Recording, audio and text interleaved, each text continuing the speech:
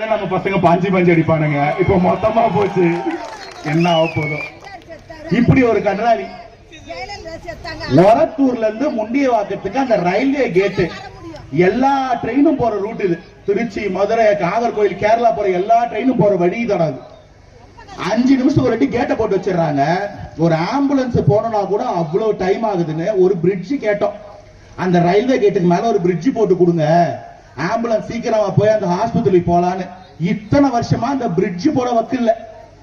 இங்க வில்லாண்டி சாலை, விக்கிரவாண்டி சாலையில இருக்கிற சிக்னல்ல ரோடு கிராஸ் பண்ணும்போது அத்தனை பேர் அத்தனை ஆக்சிடென்ட்ல உயிரிழக்கிறாங்க. ஹாஸ்பிட்டலுக்கு வந்தவங்க கடந்த ஆண்டு 30 மரணங்கள். அதுக்கு ஒரு பிரிட்ஜை போட்டு சீக்கிரம் முடிச்சு கொடுங்கன்றோம், அதுக்கு வக்கில்ல. ஆனா அடுத்த டாஸ்மாக் எங்க திறக்கலாம்னு கடைக்கு இடம் பார்த்துக்கிட்டு இருக்காங்களா. இந்த ஆட்சி இருக்குமா சொல்லுங்க, வாய் திறந்து பேசுங்க. நான் பேச வரல, அவங்க கூட கேட்க தான் வந்திருக்கேன். இப்படி ஒரு ஆட்சியை நடத்துறது. இதுல அவருக்கு சீட்டு இல்லைன்னு பிள்ளைக்கு சீட்டு. அடுத்த 2-3 நாள்ல ஒரு கேஸ் கோர்ட்டுக்கு வருது. ஏப்ரல் 2ஆம் தேதி 3ஆம் தேதி வாக்குல அண்ணன் பொன்முடி சொத்து குழி வழக்குல அடுத்த விசாரணைக்கு போனோமா. வருவாரோ அப்படியே டெல்லி திகார்ல போடுவாங்களா, ஆண்டவனுக்கு தான் வெளிச்சம். இதுல இன்னொருத்தர் ஏவா வேலுன்னு ஒருத்தர் மக்களுக்கு மொட்டை போறது திமுக அரசாங்கம், மலைக்கெல்லாம் மொட்டை போட்டுக்கிறாருங்க அவரு. போன வாரம் நிஜமா சொல்றேன், ஆற்காடுக்கு போயிருக்கேன். மலையெல்லாம் அப்படியே காஞ்சி எரிஞ்சு போன மாதிரி நிக்குது. என்னடா இறங்கி விசாரிச்சா ஏதோ ஒண்ணு எடுத்து ஊத்துறாங்க சார். ஒரு வாரத்துல மரத்துல மலையில இருக்க செடியெல்லாம் கரிஞ்சு போய் மலை அப்படி வந்து மொட்டையா நிக்குது. அப்படியே நீங்க வண்டி எடுத்துட்டு பின்னாடி போங்கன்னு சொன்னா பின்னாடி போனா நோண்டி நிக்கிறானுங்க கல்குவாரியம்.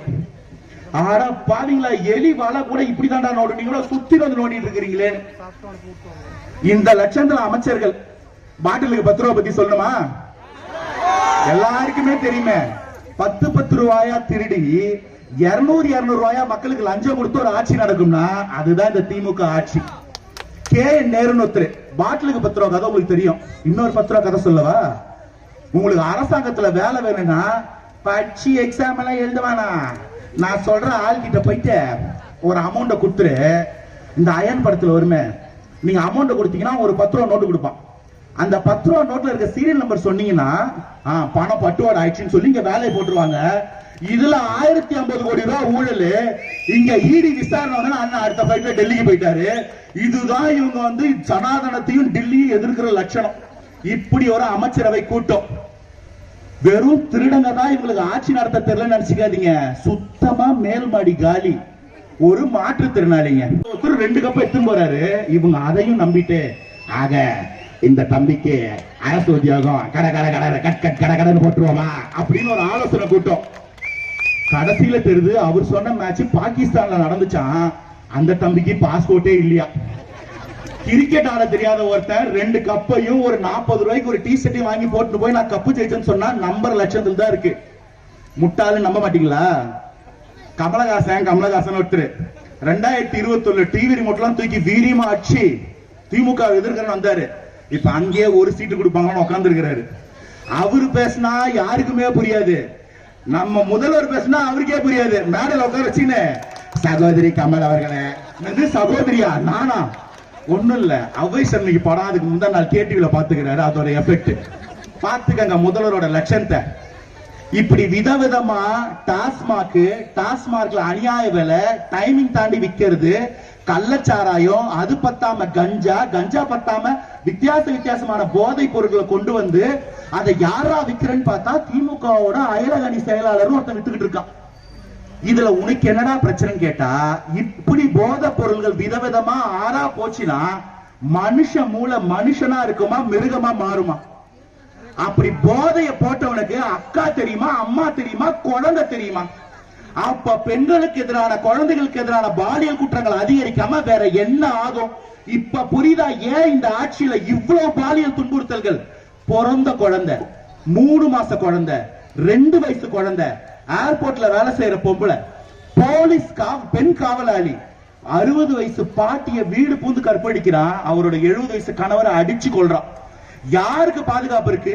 +2 எக்ஸாம் எழுதிட்டு வந்த குழந்தை பாத்ரூம் போது வீட்டுக்கு வரல. போலீஸ் ஸ்டேஷன்ல போய் கதறாங்க பெத்தவங்க, போலீஸ் கண்டுக்கல. 16 மணி நேரம் கழிச்சு அந்த குழந்தையோட உடம்பு வீட்டுல இருந்து 1/2 கிலோமீட்டர் தூரத்துல கிடக்குது. அந்த குழந்தை அநியாயமா செத்து இருக்கு. அது சாகும் போது அதுக்கு என்ன நினைச்சிருக்கும்? இன்னைக்கு வரைக்கும் தேடுறாங்க, யார் கொன்னா, எதுக்கு கொன்னான்னு தெரியல. இவனுங்களை இன்னொரு வாட்டி விட்டோம்னா நம்ம நாடு சுடுகாடா மாறுமா மாறாதா? நமக்கு என்ன பாக்கி இருக்கு? நமக்கு என்ன விட்டு வச்சிருக்கானுங்க? நம்ம உடம்ப பேசலாம். கடன்ல இருக்கவங்க வீட்டுக்கு போயிட்டு உன் கிட்னி 2 வச்சுன்னு இருக்கியே, ஒன்னு குடு, காசு தரேன்னு சொல்லி ஏமாத்தி வாங்கி அந்த காசையும் ஒழுங்கா கொடுக்காம அந்த பக்கம் நீங்க போனீங்கன்னா ஒரு கிட்னியோட ஒரு கிராமமே உட்கார்ந்து இருக்கு. என்னடா கிட்னி திருடிங்களாம கேட்டா, திருட்டுன்னு சொல்லாதீங்க, முறைகேடுன்னு சொல்லுங்க. அண்ணன் சொன்னார் இல்ல மாவட்ட செயலாளர், சாராயம்னு சொன்னா கோச்சிப்பாங்களாம், மது பிரியர்கள்னு சொல்லணுமா. எப்பா திமுக காரங்களா யாரா கோச்சிப்பீங்களா? கோச்சுக்கோங்கடா, எங்களுக்கு என்ன போச்சு? இப்படி நாட்டை ஆண்டுகிட்டு மக்களுக்கு பாதுகாப்பு இல்ல, இயற்கை வளங்களுக்கு பாதுகாப்பு இல்ல, குழந்தைகளுக்கு பாதுகாப்பு இல்ல, வேலை வாய்ப்பு இல்ல, முதலீடு இல்ல, தமிழ்நாட்டுல ஒண்ணுமே என்ற நிலைமை கொண்டு வந்து நிப்பாட்டியாச்சு. ஆண்டவான போய் கோயில நிக்கிறான்னு பார்த்தா கோயில இருந்த சாமி சிலையே காணோம். ஜெயங்கொண்டான்ல இருந்த பல கோடி ரூபாய் மதிப்பான மரகதலிங்கத்தை திருடின்னு போயிட்டானுங்க. அறநிலைத்துறையும் வாய திறக்கல, காவல்துறையும் வாய திறக்கல. காஞ்சிபுரத்துல இருந்த ஏகாம்பரேஸ்வர் கோயில்ல இருந்த தங்கம் 312 சவரன் தங்கத்தை காணும். கோயில்ல இருந்த புராதன தூண்களை காணும். இதுக்கெல்லாம் வாய திறக்க மாட்டாங்க. ஆனா எங்கெங்க என்னென்ன பண்ணா கமிஷன் கிடைக்குமோ அதை எல்லாத்தையும் ஒட்டுமொத்தமா வரிசையா நின்று பண்ணக்கூடிய ஒரு ஆட்சி இருக்கணும். இந்த ஆட்சி இன்னையோட ஒழியணும். தேவையில்லாததுக்கெல்லாம் விவாதம் வச்சுக்கிட்டு இல்லாத பொருள்களை கலப்பிட்டு நம்ம அண்ணன் அப்படி பேசிட்டாராமே, இவரு கூட கூட்டணி போறாராமே, அவரு கூட கூட்டணி போறாராமே, இல்லாத பொல்லாதத பொய்ய பேசுற நீங்க ஊடகங்கள் என்னைக்காவது என் பெண் பிள்ளைகளுக்கும் என் குழந்தைகளுக்கும் இந்த ஆட்சியில் நடக்கக்கூடிய ஊழல்களுக்கும் ஒரு விவாதம் வச்சிருப்பீங்களா? கேட்டா இவங்க தான் நடுநிலை நக்கிகளா. லாரி வந்ததுன்னா முட்டு கொடுக்குற கட்ட மாதிரி அவரு எங்கெங்கெல்லாம் முதல்வர் இறந்து போறாங்களோ இல்ல ஜெயிலுக்கு போறாங்களோ அவர் எத்தனை போய் வச்சு முட்டு கொடுப்பாங்க. இப்ப அவரு அதிமுக இருந்து திமுக போயிட்டாரு. இப்ப என் கேள்வி என்னன்னா, 2026 தேர்தலில் திமுக தோத்துரும். தோத்த உடனே சொல்லணும், முன்னாள் முதல்வர் சட்டமன்ற தேர்தலில் தோத்தார். முன்னாள் முதல்வர் மு.க. ஸ்டாலின் சொல்லுவாங்களா, முன்னாள் முதல்வர் ஓ பன்னீர்செல்வம் சொல்லுவாங்களா? ஏன்னா அவர் 3 வாட்டி முன்னாள் முதல்வர், இவர் வர வாட்டி ஒரு வாட்டி முன்னாள் முதல்வர். யாரு பேரை சொல்லுவாங்க? திமுக இருக்கிற முக்காவாசி அமைச்சர் அதிமுக இருந்து வந்தவங்க. ஒரு கட்சியில இத்தனை வருஷமா வேலை செஞ்ச ஒருத்தருக்கு ஒரு அங்கீகாரம் கிடையாது. குடும்ப அரசியல், அப்பா புள்ள பேரன். அப்பா மாவட்ட செயலர் இருந்தா பிள்ளைக்கு எம்எல்ஏ சீட்டு, மருமகளுக்கு எம்பி சீட்டு, ஜெயிச்சா மினிஸ்டர் பதவி, இவங்களுக்கே டெண்டர், இவங்களுக்கே கான்ட்ராக்ட், இவங்களுக்கே டாக்ஸ் மார்க், இவங்களுக்கே பாரு. நம்ம எல்லாரும் இவங்க கொடுக்கறத வாங்கிட்டு அதை ஊத்தி கொடுக்கறது குடிச்சிட்டு போயிட்டே இருக்கணும்னா அந்த கட்சியில உட்காந்து அந்த கட்சிக்கு முட்டு கொடுக்கறதுக்கு வேற நல்ல வேலை இருந்தா நீங்க எல்லாம் பார்க்கலாம். இப்படியே உங்களை காலத்துக்கும் கொத்தடிமையா தான் வச்சிருப்பாங்க. தயவு செய்து புரிஞ்சுக்கோங்க. இன்னைக்கு வரலாற்றுல ஒரு மாற்றம் வந்திருக்கு. இன்னைக்கு இல்லையா இந்த மாற்றம் என்னைக்குமே இல்லை. சரிப்பா, எங்களுக்கே தெரியும் திமுக ஒரு தீய சக்தி. மாற்றமா அந்த தாவேக்கா என்ன பண்ணும்? உங்க தூய சக்தி வருஷத்துக்கு 500 கோடி ஒயிட்ல சம்பாதிக்கலாம், எவன் வயிற்றுல அடிக்காம. இன்னும் குறைஞ்சது 10-15 வருஷத்துக்கு நடிக்கலாம். 5 ல இருந்து 10,000 கோடி ஒயிட்ல டாக்ஸ் கட்டி சம்பாதிக்கலாம். அதை நியாயமா முதலீடு பண்ணா 30 ல இருந்து 50,000 கோடியா கூட மாத்தலாம். எனக்கு அதெல்லாம் வேணாம். என் தம்பி தங்கச்சி எனக்கு நிறைய கொடுத்திருக்காங்க. மத்த பணக்காரங்க மாதிரி சம்பாதிச்சுட்டு அந்த காசு எடுத்துட்டு போய் வெளிநாட்டுல புகையே இல்லாத இடத்துல நான் பிளைட் கட்டிட்டு 12வது மாடியில வீடை வாங்கிட்டு இருக்கணும் அவசியம் கிடையாது. எனக்கு இந்த உச்சத்தை கொடுத்த மக்களுக்கு எதையாவது செய்யணும்னு களத்துல இறங்கி வந்து ஒருத்தர் நின்னாருன்னா இத்தனை இளைஞர்களை அரசியல் வயப்படுத்துறதுக்கு இவனுங்க என்ன அவதூறு சொன்னாலும் பார்த்துக்க வேண்டாம், என்ன நம்புறீங்கல்ல பார்த்துக்கலாம் அப்படின்னு ஒரு அண்ணன் வந்து களத்துல நிப்பாருன்னா இதை விட இந்த தூய சக்தின்றதுக்கு என்ன ப்ரூஃப் வேணும்? இங்க மேடையில உட்கார்ந்து இருக்கிற நாங்க யாருமே 2024 இந்த அண்ணன் கட்சி ஆரம்பிப்பாரு நம்ம போராடுவோம் நினைக்கல.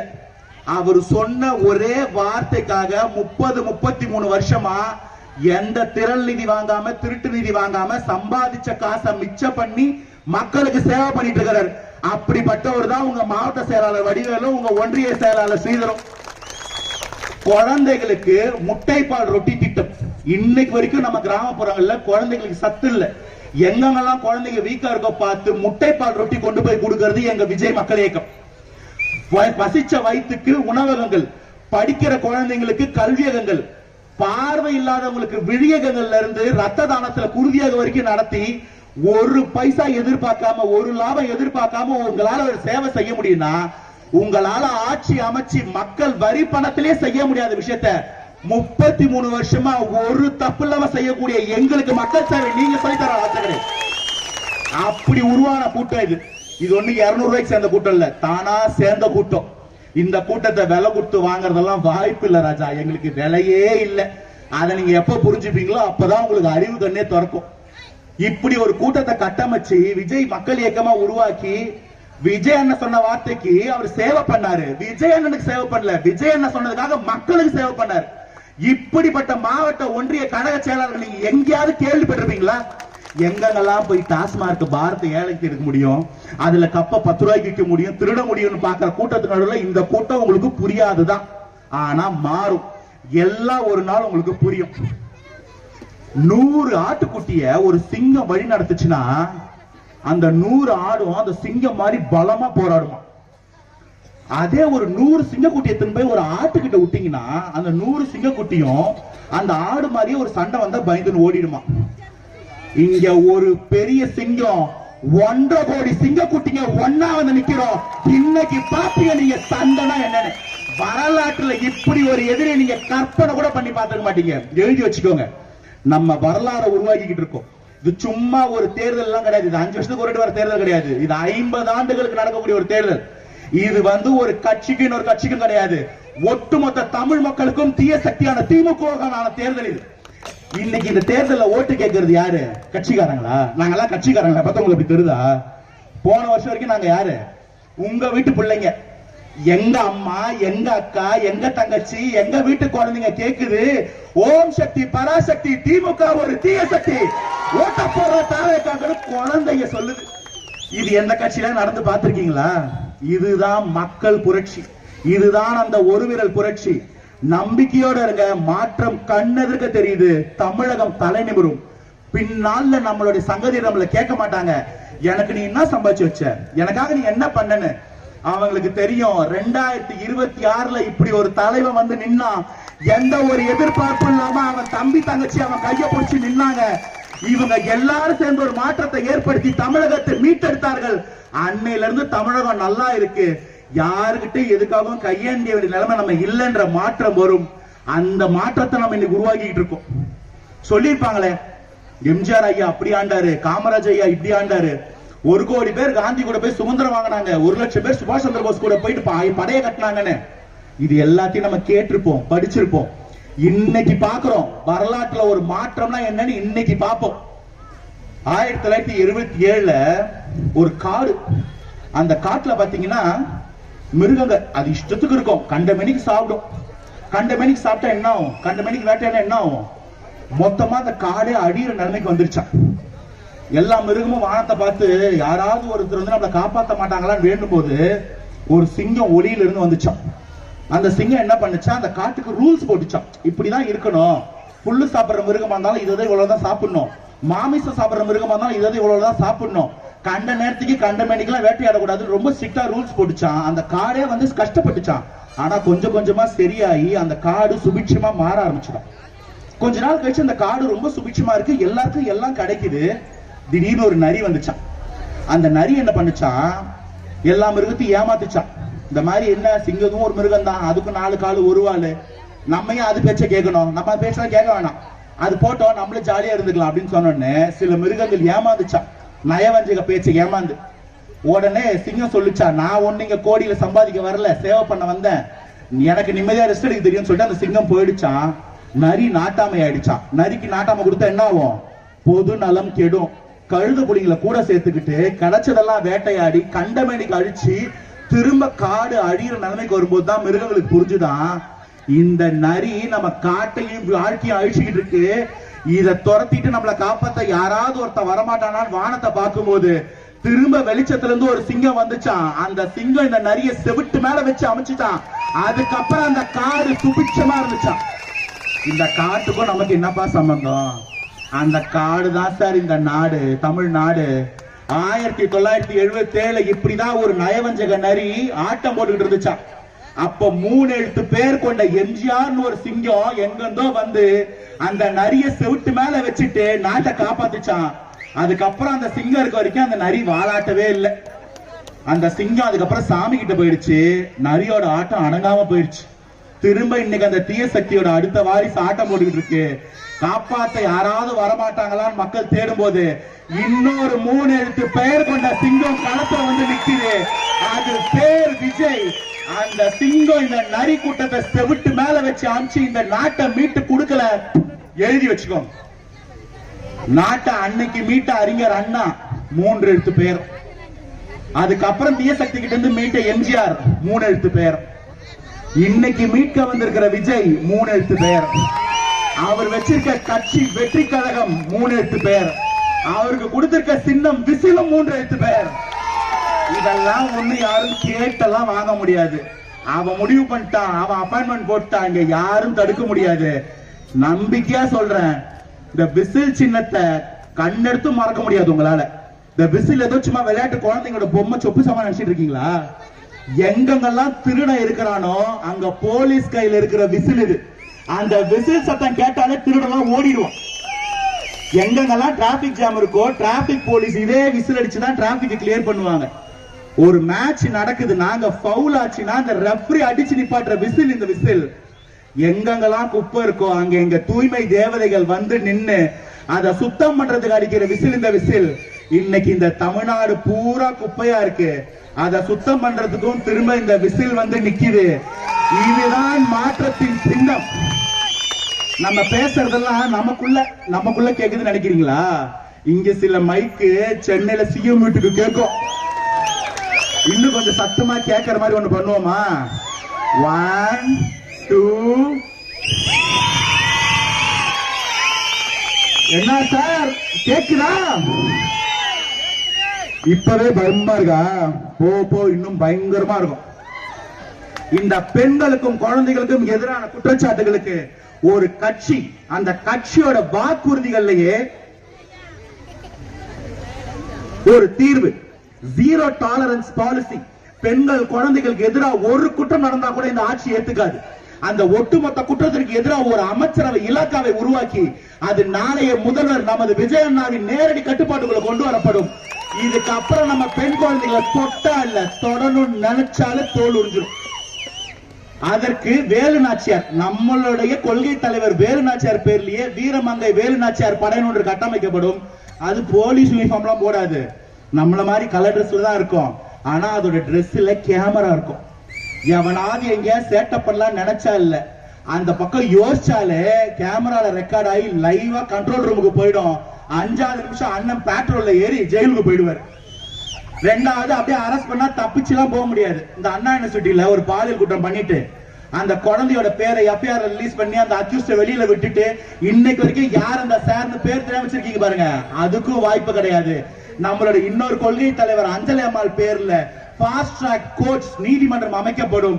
இது போன்ற குற்றங்களுக்கு உடனடியாக தண்டனை கொடுத்து தீர்வு காணப்படும். இப்படி ஒரு வரைவை எந்த கட்சிக்காரனாவது சொல்றது இல்ல, நினைச்சு கூட பார்க்க முடியுமா? ஏன்னா தப்பு பண்றவனும் சாராய விற்கிறவனும் போதைப் பொருள் கடத்தணும் அந்த கட்சிக்காரனாவே இருந்தா அந்த தலைவனுக்கு எப்படி தோணும்?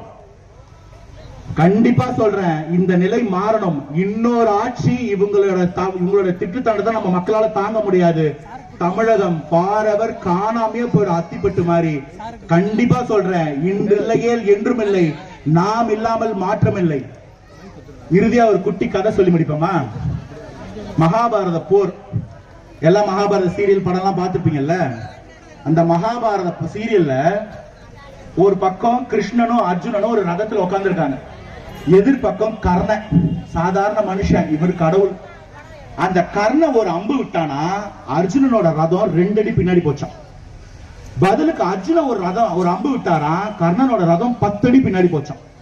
அப்ப அர்ஜுன சொன்னாரா கிருஷ்ணன் கிட்ட, கிருஷ்ணா அங்க பாரு, அவன் விட்ட அம்பு நம்ம ரதத்தை 2 அடி தான் பின்னாடி தள்ளிச்சு, நான் விட்ட அம்பு அவர் ரதத்தை 10 அடி பின்னாடி தள்ளிச்சு, பாத்தியா கண்ணான்னு சொன்னாராம். அப்ப கிருஷ்ண சொன்னாரா, கண்ணா இந்த ரதம் உனக்கு இந்திரன் கொடுத்த கிஃப்ட், இதோட சக்கரங்கள் அக்னி தேவன் கொடுத்த கிஃப்ட், மேல கொடியில் உட்கார்ந்து இருக்கிற ஆஞ்சநேயர் இந்த பூமியோட எடை, இத ஓட்டுற ரத சாரதி நான் 3 உலகத்துக்கும் கடவுள். இவ்வளவு வெயிட்டையும் சேர்ந்து ஒரே அம்புல 2 அடி பின்னாடி தள்ளுறானா அவன் சாமானிய வீரன் இல்லை அர்ஜுனான்னு சொன்னாராம். ஒருத்தரை எதிர்க்கிறதுக்கு 2 வருஷமான ஒரு கட்சி எதிர்க்கிறதுக்கு திராணி இல்லாம, துப்பு இல்லாம, மேடையில இடம் இல்லாம ஒட்டுமொத்த பேரும் இறுக்கிக்கிட்டு நிப்பீங்கன்னா 2 வருஷ கட்சியை வச்சுட்டு உங்களை முட்டி போட்டு தண்ணி குடிக்க வைக்கிறார்ல, இவன் சாமானிய வீரன் இல்லை அர்ஜுனா. ஆனா இன்னைக்கு நடக்கிற போர், இதே மகாபாரத போர் கொஞ்சம் வேற மாதிரி. இதுல எல்லா நல்லவர்களும் ஒரே பக்கம் இருந்து அந்த சகுனிகளை எதிர்த்துக்கிட்டு இருக்கோம். கர்ணனாவும் அர்ஜுனனாவும் நிக்கிறது இந்த வீரன். அவர் எப்படி அர்ஜுனன் ஆவாரு? அர்ஜுனனுக்கு இன்னொரு பேர் இருக்கு, வில்லுக்கு விஜயன்னு சொல்லுவாங்க. அந்த விஜயனும் கர்ணனும் தான் இந்த விஜய். ஓகே, அண்ணன் தான் மேன் ஆஃப் த மேட்ச். அந்த கிருஷ்ணன் யாரு? யாருக்காக அவர் உச்சத்தை விட்டுட்டு அரசியல் களம் புகுந்திருக்காரோ அவர் தான் கிருஷ்ணர். நம்ம எல்லோரும், நம்ம தாய்மார்கள், தங்கைமார்கள், குழந்தைகள், ஒட்டுமொத்த பேரும் கிருஷ்ணர். அந்த கிருஷ்ணர் அந்த போர் ஆரம்பிக்கும் போது ஒரு சங்கு எடுத்து ஊதி தீய சக்திகளுக்கு முடிவு கட்டினாரு. அந்த சங்குதான் ராஜா இந்த விசிலு. இந்த விசில கிருஷ்ணர்கள் ஊத ஊத அர்ஜுனர் 10 படியா முன்னாடி போய் இந்த சகுனிகளை விரட்டி அடிக்கல. எழுதி வச்சுக்கோங்க, இன்றில்லையேல் என்றும் இல்லை, நாம் இல்லாமல் மாற்றம் இல்லை. யார் ஒருத்தன் பேரை சொன்னா எல்லா நல்லவன் முகத்துல சிரிப்பு வருதோ அவன் நல்லவன். அந்த நல்லவன் பேரை சொல்லும் போதே கெட்டவன் முகத்துல பயம் வந்தா அந்த நல்லவன் வல்லவன். அந்த வல்லவனை எதிர்க்க துப்பு இல்லாம நீங்க ஒட்டுமொத்த பேரும் கூட்டணி போட்டு நின்னீங்கனாலே அந்த வல்லவன் வீரன். நீங்க ஒட்டுமொத்த பேரும் ஒட்டுமொத்த எடையும் போட்டு நின்னாலும் அந்த வீரனை தொட்டு கூட பார்க்க முடியாது. அவன் தான் தலைவன்.